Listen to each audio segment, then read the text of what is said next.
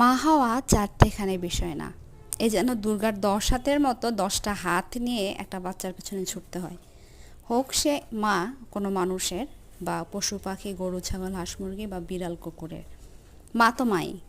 প্রত্যেকটা মাকে তার সন্তানের দিকে খেয়াল দিতে হয়, প্রথমত খাবার দিতে হয়, নির্দিষ্ট একটা সময়ে গোসল করাতে হয়, তারপর তার পটি এসব ক্লিন টিন করতে হয়। এই যে বিড়ালটা, এর যা ভাক্কা বা বায়না, এই ক্ষুধা লাগলো আমি খাবো, এই ক্ষুধা লাগলো আমি খাবো না, খুব ক্ষুধা লাগলো, মাছ রেডি টেডি করে খেতে দিলাম, দুই একবার মুখে দিল, এরপর আমি খাবো না, চলে যাব।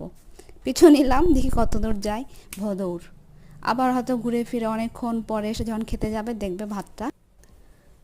দেখবে ভাতটা শুকিয়ে গিয়েছে। মন চাইলো আবার একটু খেলো, আবার মন চাইলো আবার ছেড়ে চলে গেল।